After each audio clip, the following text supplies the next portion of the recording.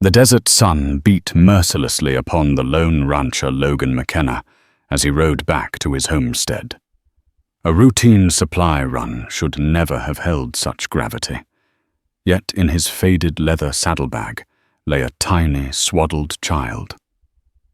Dark secrets lingered in the dusty air, and in the stillness of the open range, Logan sensed something far beyond the ordinary had come to claim him.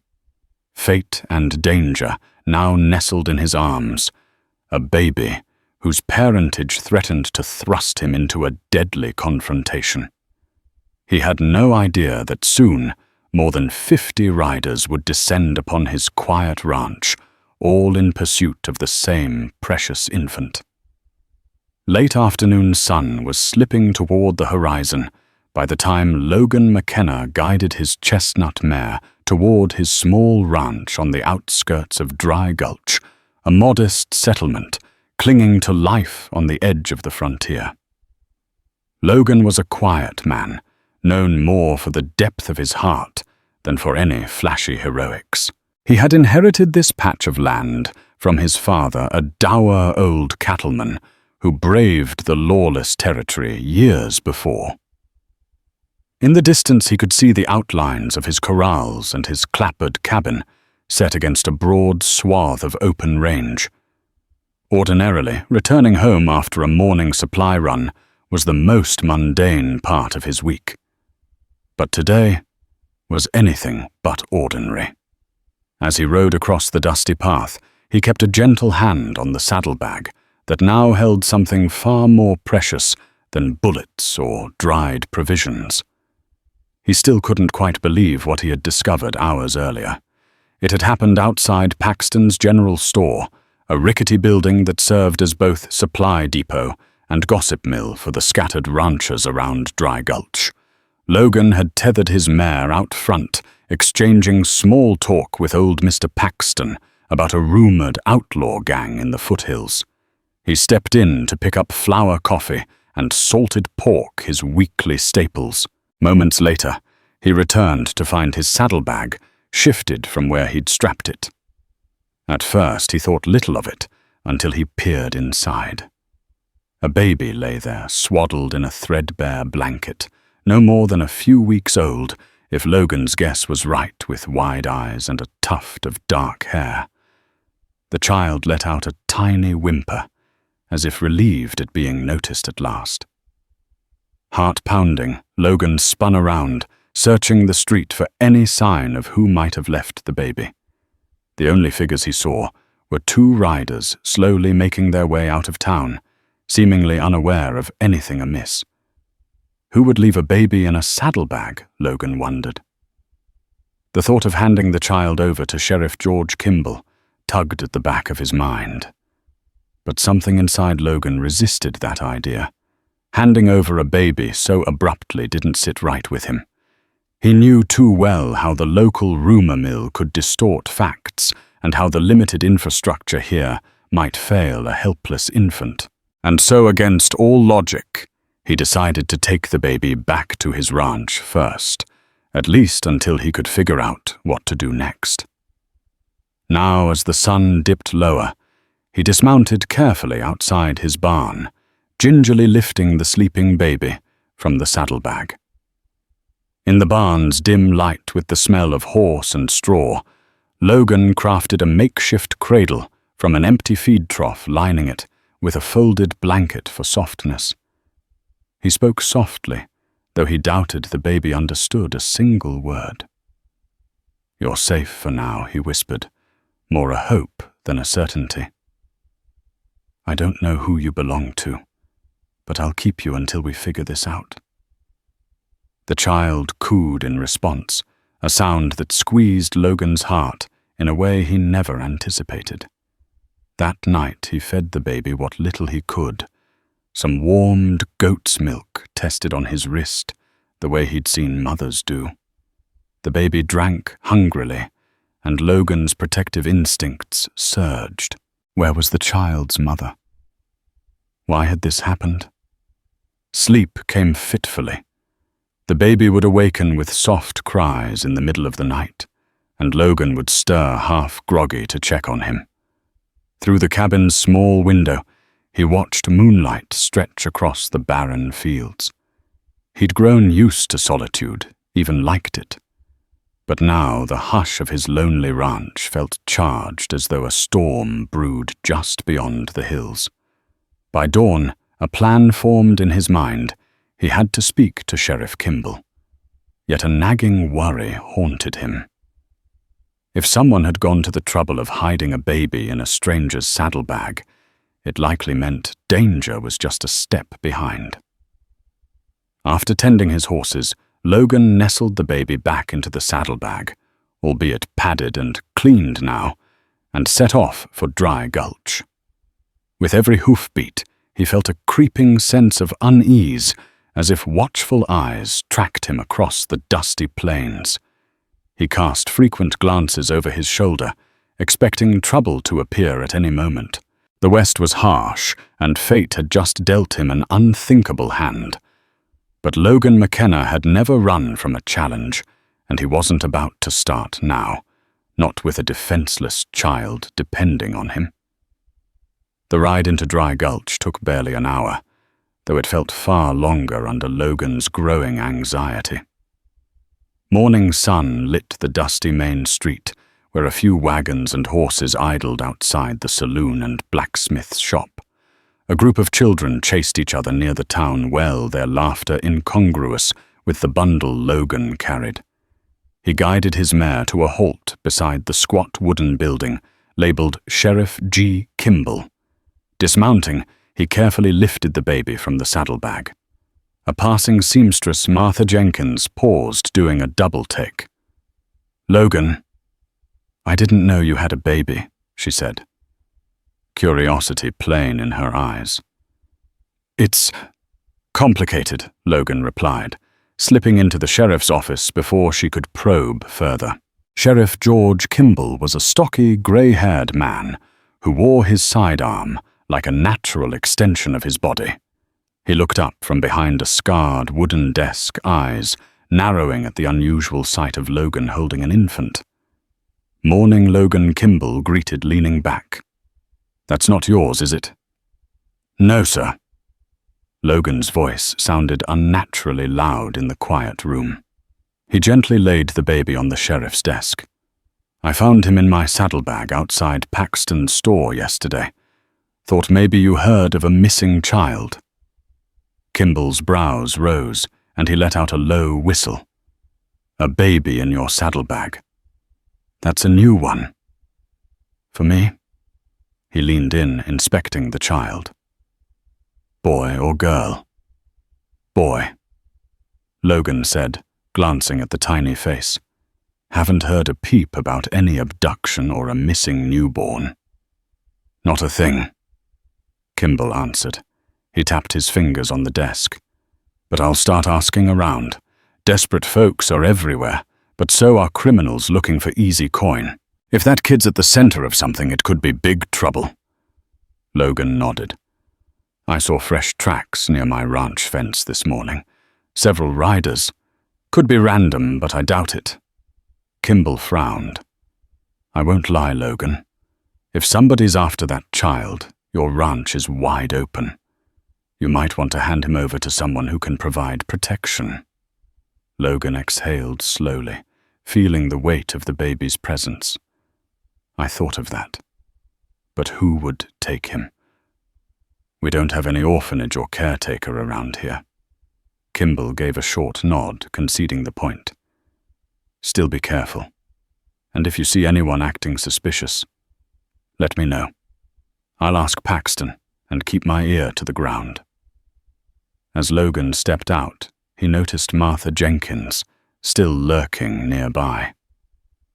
He ignored her questions, placing the baby gently into the padded saddlebag and mounting up. His conversation with Kimball brought no comfort. If anything, it confirmed that a serious threat might be looming. Heading back down the street, he spotted a stranger in dark clothes leaning against a post outside the saloon. The man's gaze swept to Logan, lingering on the saddlebag, before meeting Logan's eyes in a chilly stare. A jolt of alarm shot through Logan. The man had an air of menace, hand resting lightly on the revolver at his hip. Logan clicked his tongue, urging his mare into a brisk trot. As the buildings gave way to open land, the sense of being watched grew ever stronger. Rumors of outlaws, hidden feuds, and shadowy plots hung in the dusty breeze. Perhaps he'd been thrust into something far greater than a simple case of an abandoned child. But that child was now his responsibility, at least until he figured out who had planted him there and why. Tucking the baby close, Logan rode on, scanning the horizon for any sign of riders. If a storm was indeed coming, he intended to be ready. Logan returned to the ranch around midday, sweat trickling down his brow. He found himself more alert than usual, scanning the fence lines, the barn, the edges of his property for any sign of trespassers.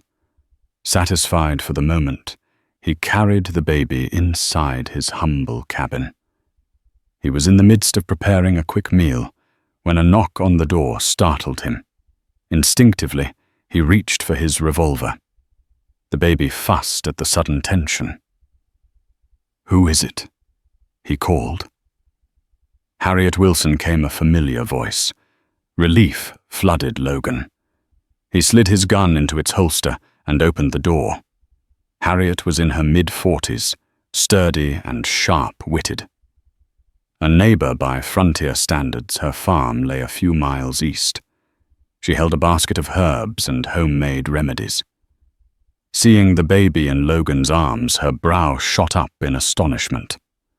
"Logan McKenna, you've got some explaining to do," she said, stepping inside. He recounted the story from the discovery at Paxton's store to his meeting with the sheriff. Harriet examined the child with motherly care, her expression a mixture of concern and tenderness. "You're going to need proper milk and diapers," she remarked. "Babies aren't like your goats, Logan." A wry smile tugged at his lips. "I know, Harriet. That's why I'm grateful you're here. I've never cared for a baby." She nodded. "I'll bring what I can. Goat's milk cloth, some ointments. But Logan, if dangerous men are already sniffing around, you must be cautious." Logan's gaze flicked to the window. The sheriff said the same. "But where can I hide a baby, Harriet? I don't want to just hand him to some official, especially if outlaws might be in pursuit." Harriet placed her hand on his arm, her voice gentle. "We'll keep him safe as we can. The question is, who's after him, and why Logan thought of the set of hoofprints by his fence and the stranger in dark clothes outside the saloon. I plan on riding back into town soon, maybe tomorrow, to poke around for more information. But I'm afraid to keep bringing the baby into public view." "Then don't," Harriet advised. "Stay out of sight. Let me gather supplies and see if the sheriff turns up any leads." The rest of the day passed in nervous vigilance. Harriet showed Logan how to feed the baby using a makeshift nipple fashioned from cloth. She left that evening, promising to return within a couple of days. As Logan watched her ride away, a chill settled over the land, as if unseen eyes watched from the ridges. That night, the baby's crying woke Logan from fitful dozing. He rocked the child gently, pacing the cabin's small interior. The flickering lantern threw dancing shadows across the walls, matching his own tumultuous thoughts. "Where did you really come from?" he murmured, brushing a finger across the baby's tiny hand. The child quieted eyes, fluttering open briefly, before drifting back to sleep. By dawn, Logan decided to check his property lines. Slinging the baby in a contraption Harriet helped him improvise, he walked the fence, searching for tracks. Not far from his corral, he found faint imprints of multiple horses. They seemed to circle as if scouting. The hairs on Logan's neck prickled. A dog's bark rang out from the barn. His loyal mutt Bandit had caught a scent. Logan tensed, scanning the horizon. Nothing moved but the hazy shimmer of heat waves. Yet the sense of being watched persisted. Before he could investigate further, he heard hoofbeats approaching from the main road. Cradling the baby defensively, Logan hustled back to the cabin. Through a gap in the curtains, he spotted a single rider. The man wore a dust-stained coat and bore a tin star pinned to his vest, a deputy from another county. Suspicion coiled in Logan's gut. Cautiously, he opened the door revolver at his hip. The deputy tipped his hat. "Name's Jasper West. I'm looking for a rancher named Logan McKenna." "That's me," Logan said, mind racing. "Word is you found a baby," Jasper said, swinging down from his horse. "A wealthy landowner's child was kidnapped. Goes by the name Carlton Avery. He's offering a big reward for his missing infant." Logan's stomach lurched at the name Carlton Avery, one of the richest men in the region with a fearsome reputation. "Why come to me, rumors?" Jasper replied. "Folks say a rancher in Dry Gulch stumbled upon a baby. Figured it might be Avery's heir." He extended a folded paper, a description matching the child down to a birthmark on the right shoulder. Logan swallowed realization crashing over him. The baby in his arms might be the heir to Avery's vast empire and the target of a ruthless pursuit. Jasper eyed Logan with a mix of caution and curiosity. "I'll take the child now if you don't mind. Return him to his rightful father." A swirl of conflicting emotions rose in Logan. If Avery was so powerful, how could Logan confirm the baby would be safe? Sheriff Kimball had heard nothing. Could Avery himself be behind the child's disappearance? Or was it a rival looking to ransom an heir? "I'm not handing this baby over blindly," Logan said, stepping back. "Not without proof Avery's on the level." Jasper scowled. "Suit yourself, rancher. But consider yourself warned. If word gets around, you'll have every bounty hunter and outlaw sniffing for that baby. Avery's not the only one who'd pay a fortune for him." With that, the deputy remounted and galloped off, leaving a cloud of dust in his wake. Logan stood there, heart pounding. The baby gazed up at him, oblivious to the peril swirling around them. So it was true the child was Avery's heir. If so, the stakes were higher than Logan ever imagined. He placed a protective hand on the baby's back, mind ablaze with worry. Watching the deputy's figure fade into the desert, Logan realized there was no turning back. He needed answers, and more importantly, a way to protect the baby from the encroaching shadows. The news that the baby was likely Avery's heir chilled Logan to the bone. For days he waited in tense anticipation, scanning the horizons, checking for riders, conferring with Harriet on supply runs. Every so often, Harriet would slip by with fresh milk or cloth diapers, carefully avoiding notice from any strangers on the trails. The baby grew more active, grasping at Logan's finger, gurgling with a sweet innocence that belied the dangerous reality outside. Logan found himself smiling at little coos or the child's attempts to lift his wobbly head. Yet the joy was always tempered by dread, as if dark clouds loomed perpetually on the horizon. One afternoon, Harriet arrived wide-eyed with rumors swirling around town. Some say Avery's hired dozens of riders' mercenaries to find his son, she told Logan as he walked her to the barn. Others claim a rival gang is also seeking the child to ransom him back to Avery. It's madness. Logan clenched his jaw. I can't fend off an army alone, which is why you should think about returning him. If Avery is truly the father, Logan raised a hand. I don't trust Avery. Powerful men can be ruthless.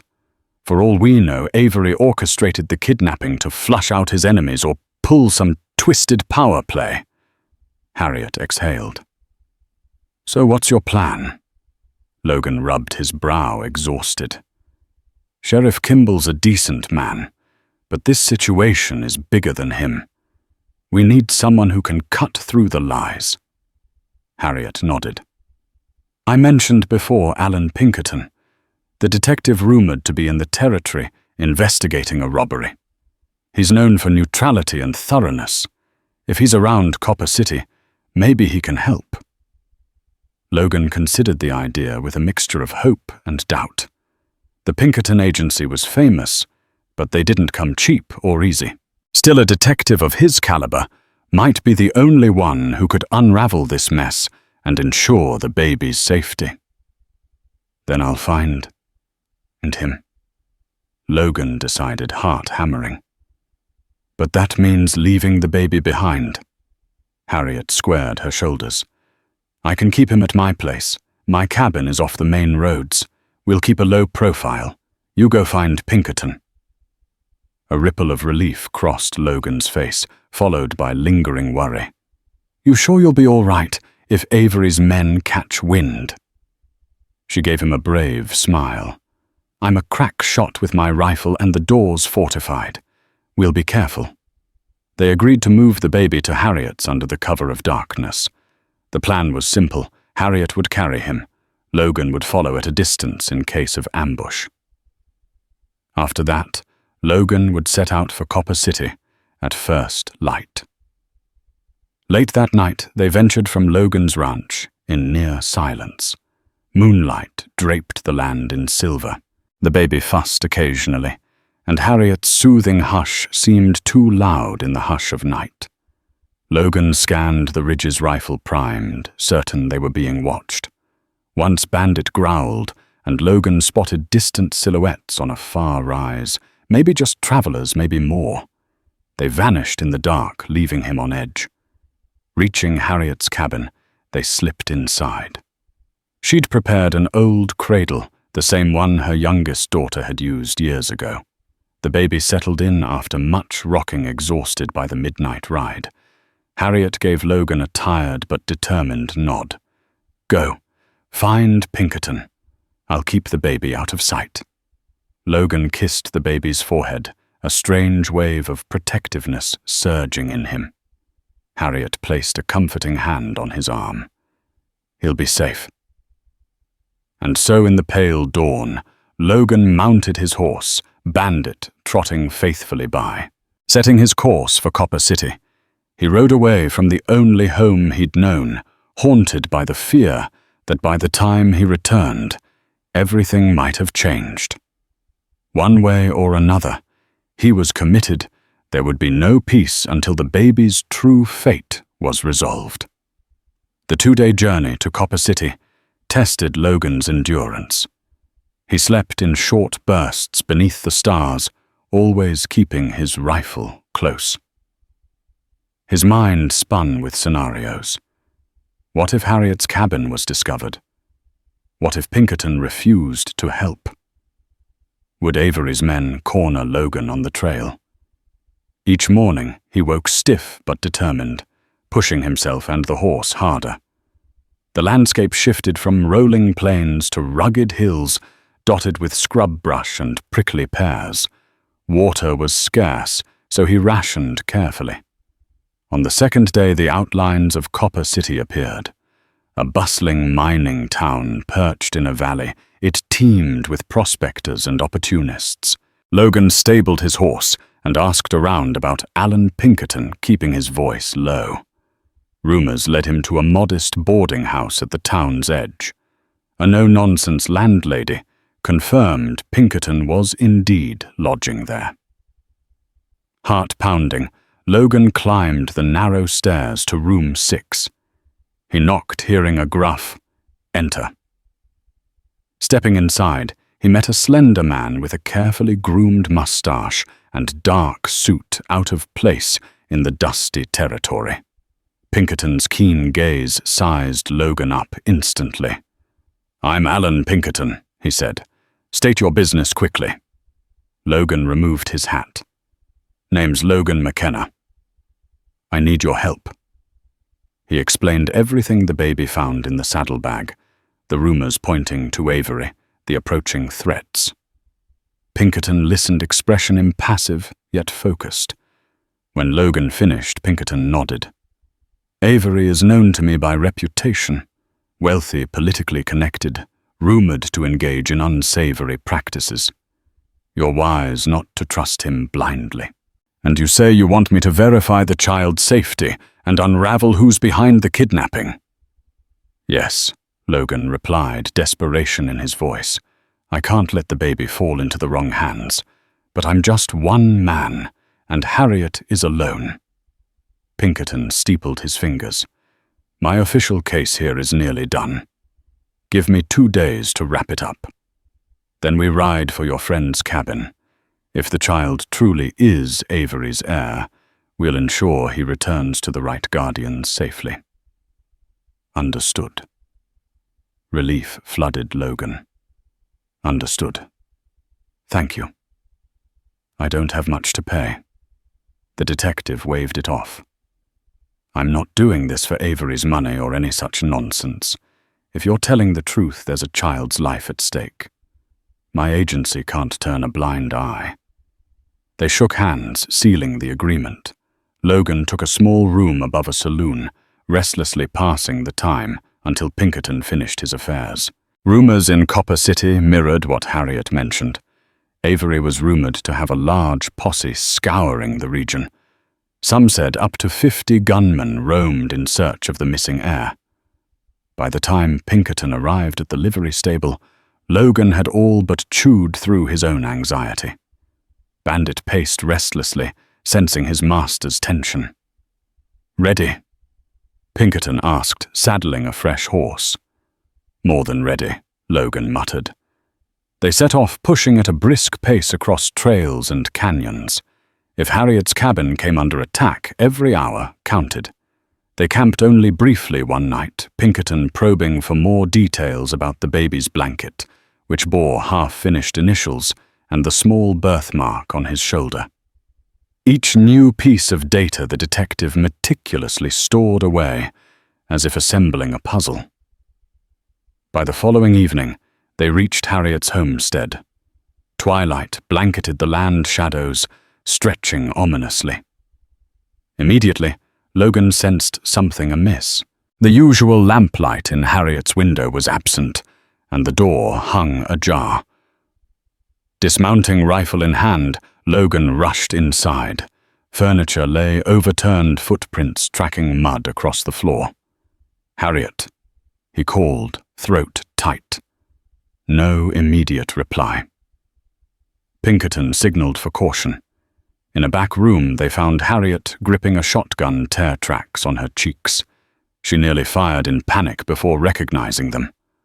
Oh, thank heavens, she gasped, lowering the weapon. They came for him. Outlaws. 4 men. Demanded I hand over the child. I fired a warning shot, and they left, vowing to return with more. Logan's breath caught. The baby Harriet moved to the pantry, carefully lifting out a shaking, whimpering infant. He's all right. I hid him when they broke in. Pinkerton cursed softly. Then we have to leave now. They might be the first wave of something bigger. Where can we go that's defensible? Harriet's eyes flicked around. Logan mentioned an old abandoned mission in the foothills. Sturdy walls.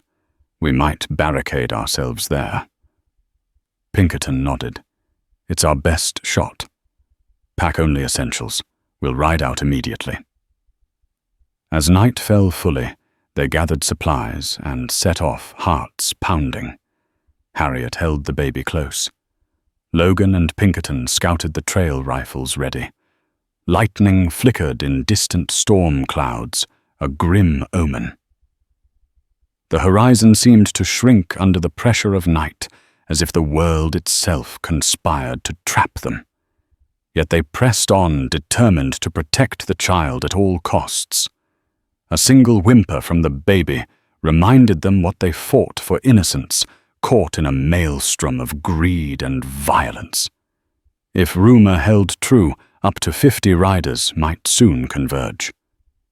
Time was short, and the stakes had never been higher. They arrived at the abandoned mission in the early hours, guided by moonlight through narrow foothill trails.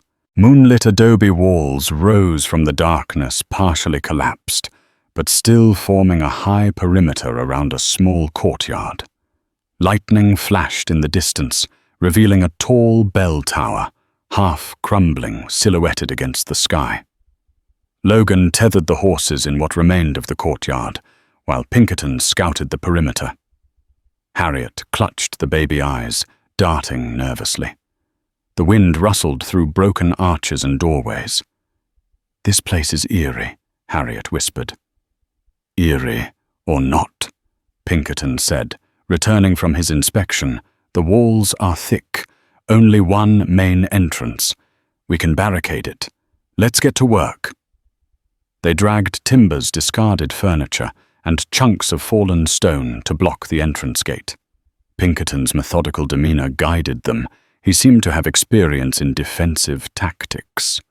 Harriet, though exhausted, helped stack supplies. The baby fussed, unsettled by the commotion. Dawn's first light found them huddled in the mission's old chapel area. Bullet holes and scorch marks on the walls hinted at battles long past. Harriet fed the baby as best she could with goat's milk. Pinkerton double-checked his revolvers and scouted vantage points. Logan walked, the perimeter rifle in hand, scanning for movement on the surrounding hills.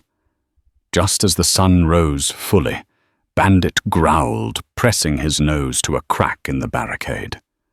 From that vantage point, Logan and Pinkerton spotted figures on horseback. A dozen or so at first, then more silhouettes appeared behind them. Dust kicked up in clouds, and the thunder of hooves rolled across the plain. Harriet's eyes went wide. "It's them!" Logan's heart clenched. Could be Avery's men or outlaws hoping to ransom the child. Pinkerton drew a breath. "We have to assume the worst. Keep low. Return fire only if they attack. We'll see if they try to negotiate." Moments later, a bullet ricocheted off the mission wall, sending shards of adobe flying. The baby shrieked. Logan dropped behind the barricade, returning fire blindly. Outside, a shout rang. "Surrender the child. McKenna, or we burn you out." Pinkerton locked eyes with Logan. So much for negotiation. Harriet held the baby tight, lips pressed together in fear. Another bullet whizzed overhead. More shots followed, some burying into the wall, others skipping across stone. A siege began. The outlaws, and they certainly seemed like outlaws, spread out, finding cover behind rocks and desert brush. Sporadic gunfire peppered the mission. Logan and Pinkerton fired back in measured bursts, trying to save ammo. "They'll try to rush the entrance soon," Pinkerton warned. "If they break our barricade, we won't hold them off." Logan peered through a crack. "I see at least 15, maybe more. They're well armed. Harriet, stay behind cover. Keep the baby as far from the gate as possible." She nodded, knuckles white around her shotgun. The baby's cries tore at Logan's nerves, each one a reminder of what was at stake. An hour of exchange passed, bullets zinging through the mission courtyard. Then a voice roared, "Hold your fire!" The sudden silence was deafening. Logan risked a glance and saw a tall figure ride forward on a black horse, flanked by henchmen. The man wore a fine, though dusty, tailored coat and had a cold, regal bearing. Pinkerton cursed under his breath. Carlton Avery. Logan's stomach knotted. Avery himself was leading the charge, possibly with that rumored force of 50. He certainly had at least a few dozen with him scattered across the plain. Their side was outmanned, outgunned. McKenna Avery called, voice echoing against the mission walls. I know you're in there with my son. Show yourself."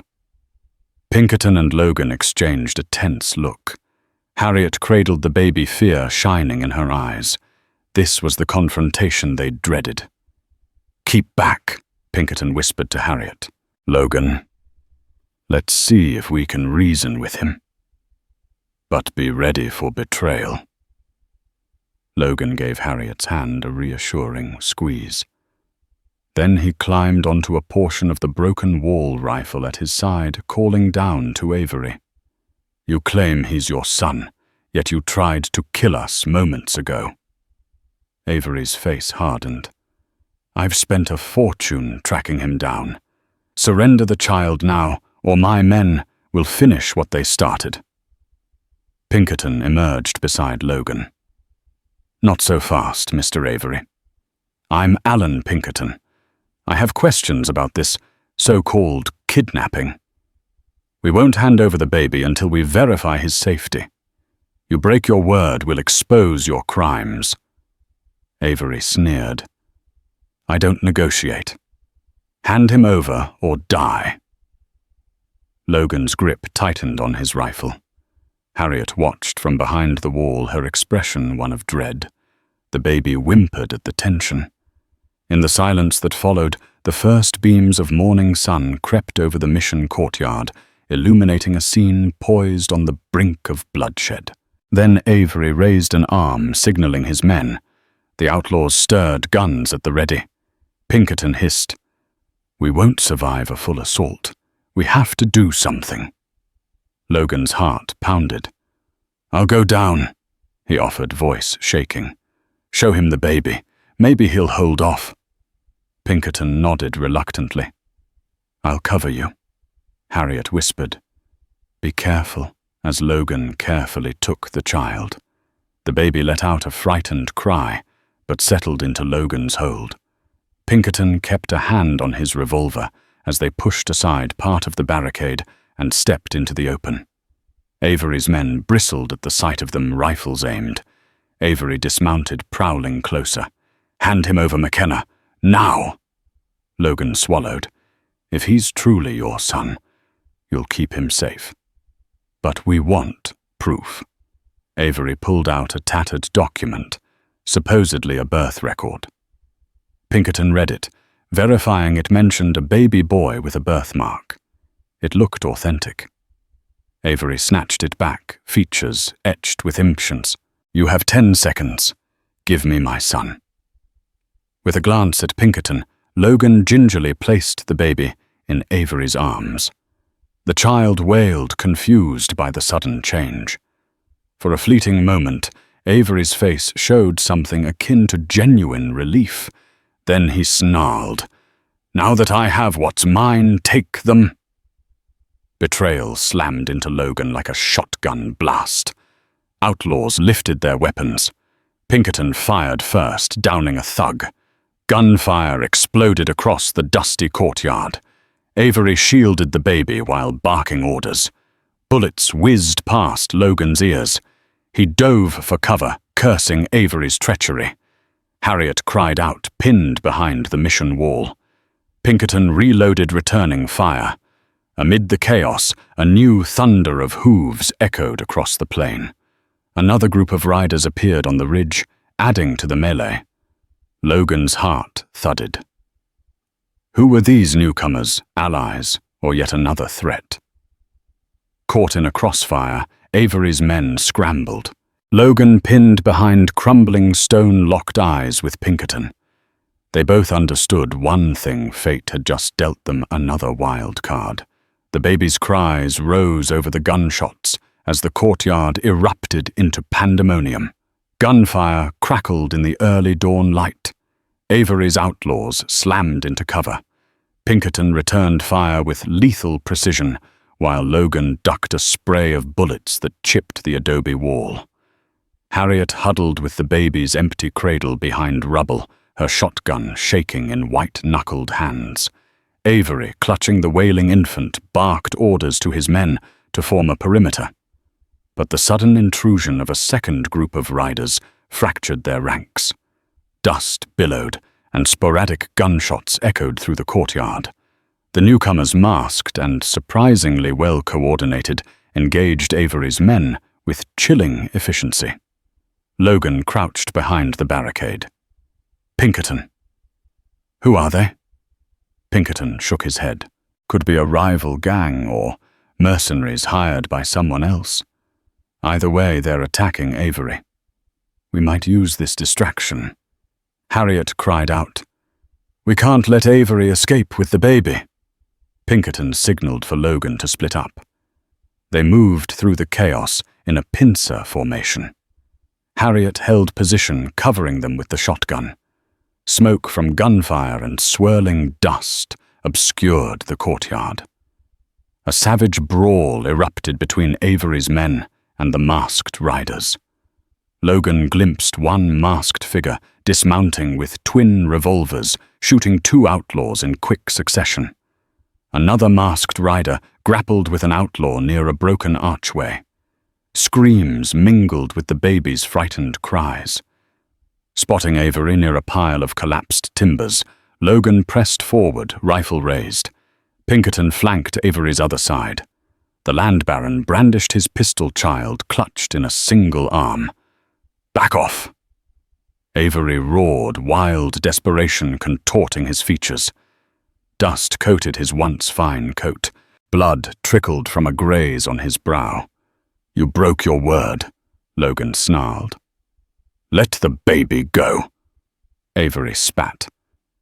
"That child is mine, and I'll kill anyone who tries to take him."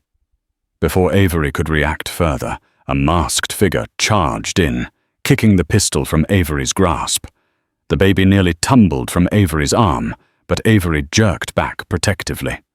Logan lunged to shield the child, but Avery stumbled away.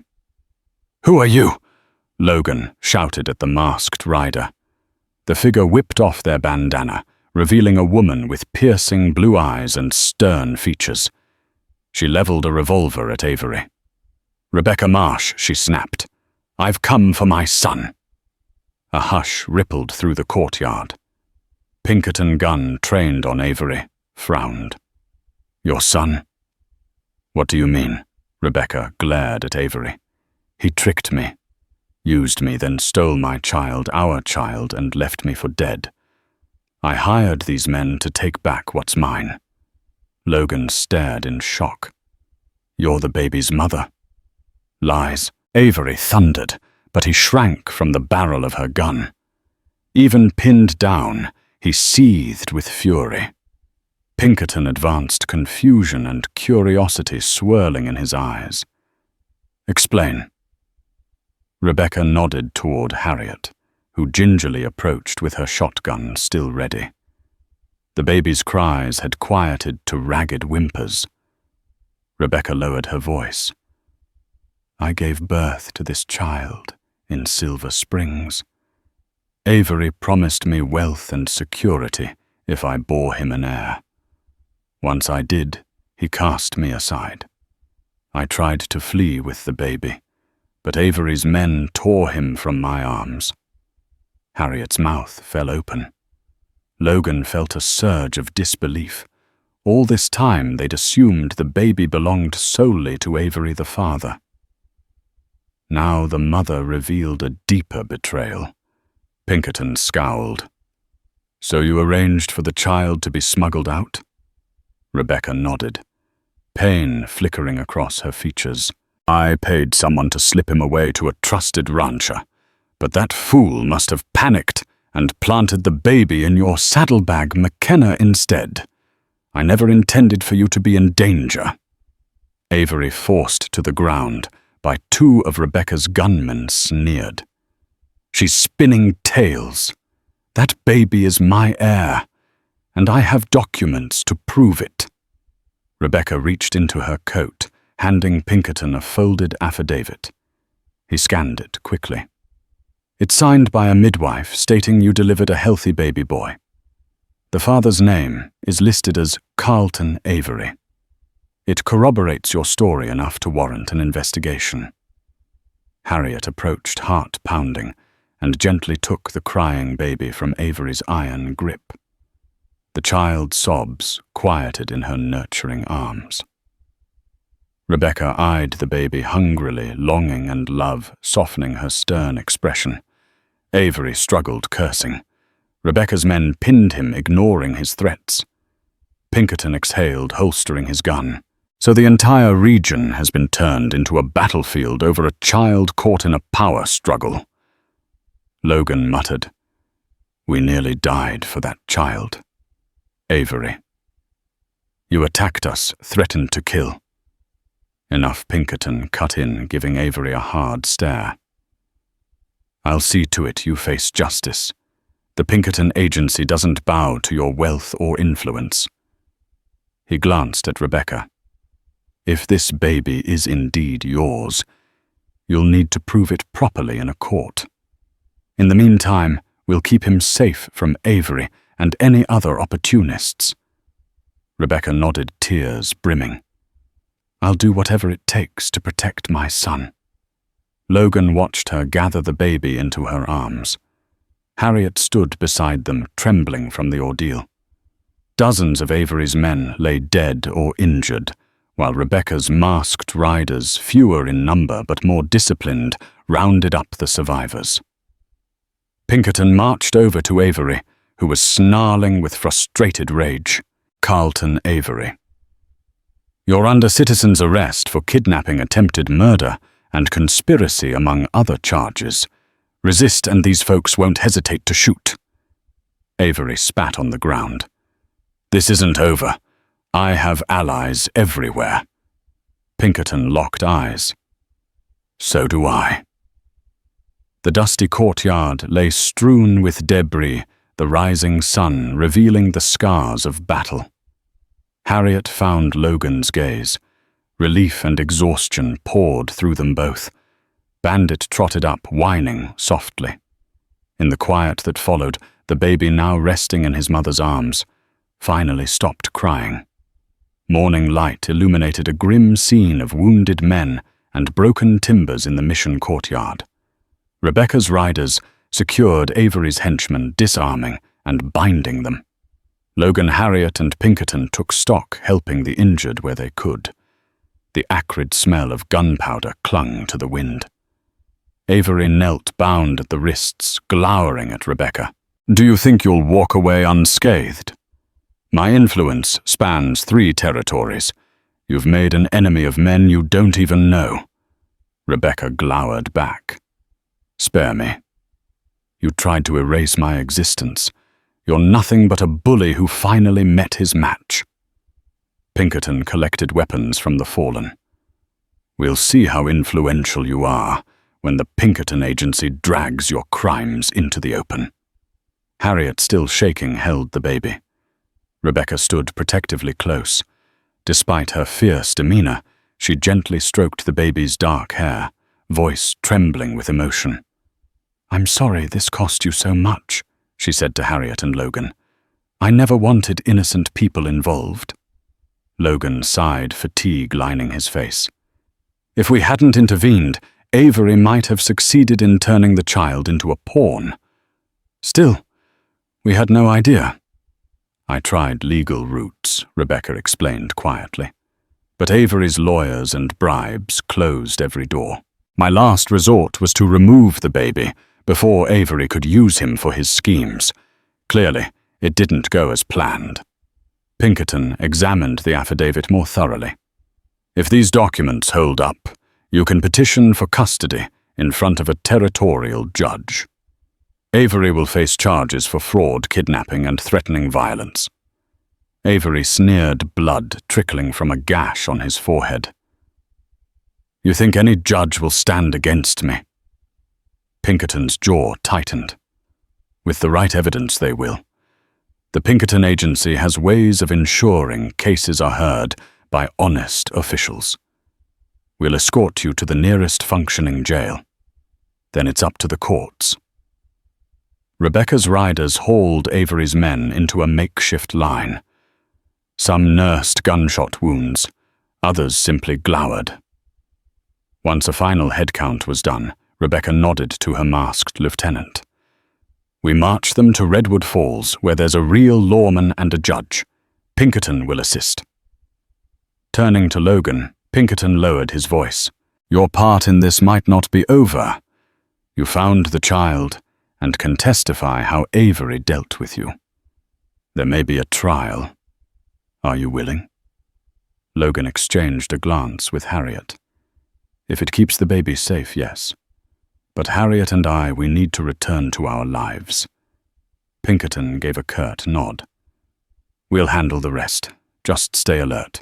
Avery's associates might seek revenge." Harriet sighed in relief. "We'll be ready." She gently passed the baby back to Rebecca. The child fussed, but Rebecca's tender cooing soothed him.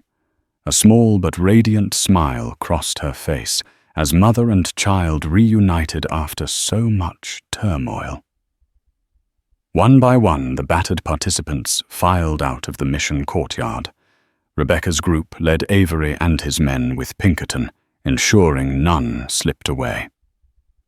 Logan and Harriet lingered behind, surveying the bullet-riddled walls and the bodies left behind. The West was unforgiving indeed. As the procession disappeared into dusty distance, Harriet said softly, "He's finally where he belongs with his mother." Logan nodded. "Let's hope so.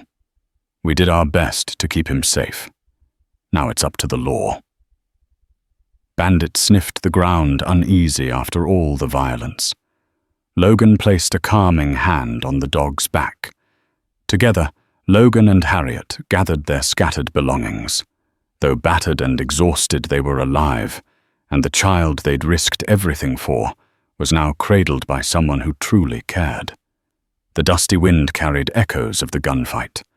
Life in the frontier offered no guarantees, but for this moment, a measure of peace settled over them. Harriet touched Logan's arm. "We should ride home." Logan managed a weary smile. "Home," he repeated. "Sounds good." Side by side, they turned their horses away from the scarred mission, leaving behind a battleground where greed, desperation, and unexpected alliances collided. The baby's cries no longer echoed there, only silence, and the broken adobe remained a testament to the lengths people would go for power, and to the rare souls who stood against it. Days later, the memory of the mission siege still haunted Logan's dreams. Back at his ranch, he tried to resume daily chores, mending fences, tending livestock, but found his mind drifting to the child, to Pinkerton, to Avery bound in rope. Harriet visited often her own homestead door, still needing repairs from the outlaw's intrusion. Over shared coffee, they reflected on the chaos that had nearly consumed them. "I keep wondering," Harriet said, "if that baby will grow up safer now that he's with his mother." Rebecca seemed determined. Logan nodded. "Pinkerton will see Avery faces the law. Maybe that'll stop his men from coming after us. Though I doubt someone with Avery's wealth goes down without a fight." Harriet gave a small, hopeful shrug. "Still, we have the Pinkerton agency on our side if we need them again." The baby lingered in Logan's thoughts. He remembered tiny fingers clutching his own, the child's wide, trusting eyes. For a time, Logan had felt like a caretaker, almost a father in those long nights at the ranch. Despite the danger and exhaustion he found, he missed the small warmth in his cabin. Pinkerton, true to his word, sent a brief wire message. A week later, Avery was in custody pending trial in Redwood Falls. Rebecca had filed legal documents confirming her maternity. The child, under Pinkerton's provisional care, would remain with his mother unless a court ruled otherwise. The case might drag on, but at least the child was no longer a pawn in the shadows. Life on the frontier moved forward unpredictably harsh, but also capable of surprising mercy. Harriet's goats needed milking, Logan's horses needed breaking, and the land itself demanded never-ending labor. But an unspoken bond now existed between them, forged in gunfire and courage.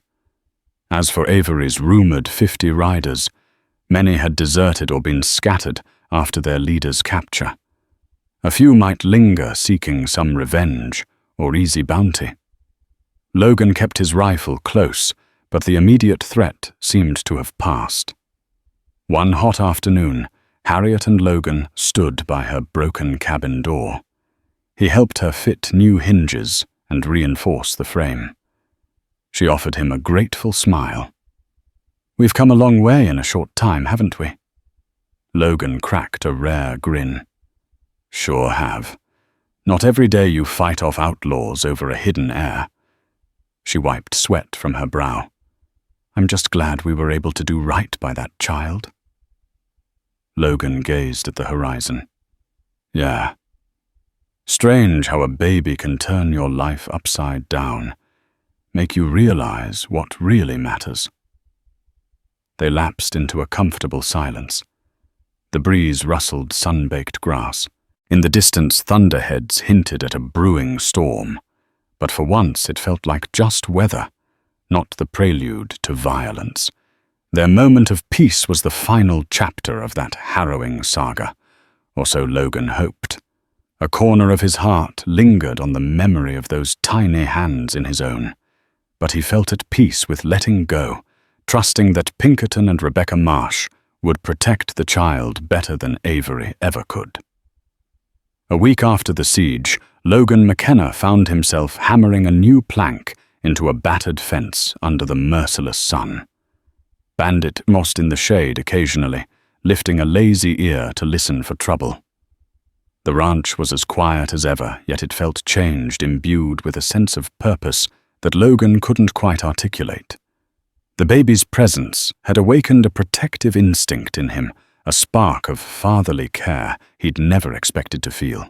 Though he would likely never see that child again, he prayed the boy would grow up free from the intrigues that nearly took his life.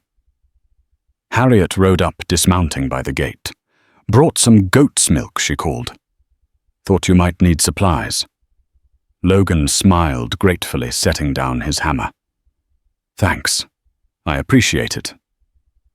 They chatted about routine matters, fixing her door, the cost of flour rising in Dry Gulch, the news that Pinkerton had successfully escorted Avery to face preliminary charges.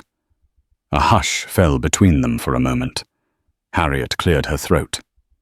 "Sometimes I still hear the baby crying at night, even though he's not here."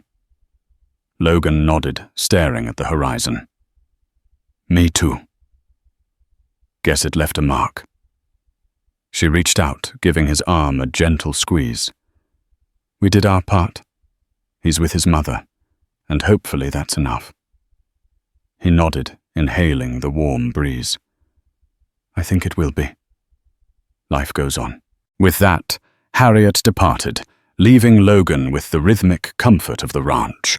He resumed hammering, letting each solid thump echo in the still air. In the distance, buzzards circled lazily. Somewhere, a coyote yipped. The West was a place of endless surprises, both brutal and sublime. Before stepping inside at dusk, Logan scanned the sky. Old habits die hard. For now, no riders appeared on the dusty trails, no swirling dust clouds of approaching enemies. He felt Bandit's presence at his side and let a quiet smile tug at his lips. He remembered the baby's small face, trusting eyes, and the determination that flared in him that day. Even in the wild frontier, where violence and greed often overshadowed decency, a spark of compassion had made all the difference. Life would never be the same, and that was all right. Sometimes a solitary rancher's path was meant to intersect with the miraculous in ways no one expected. And in that brief collision, both might be forever changed. Thank you for joining this journey into the heart of the untamed West, where a single child's destiny sparked a battle of guns, greed, and courage. If this story of loyalty and survival stirred your spirit, please let us know with a like. Share it with your friends who relish tales of grit and determination set against a dusty frontier. By subscribing, you'll stay connected for more stories filled with high-stakes drama, unexpected heroes, and moral dilemmas that test the boundaries of right and wrong. Your support helps keep these legends alive, fueling our next ride into the unknown. So saddle up, hit that notification bell, and prepare for more breathtaking adventures. Together, we'll keep the flames of Western lore burning bright, one dusty trail at a time. Thank you for being part of this epic ride. See you on the next journey.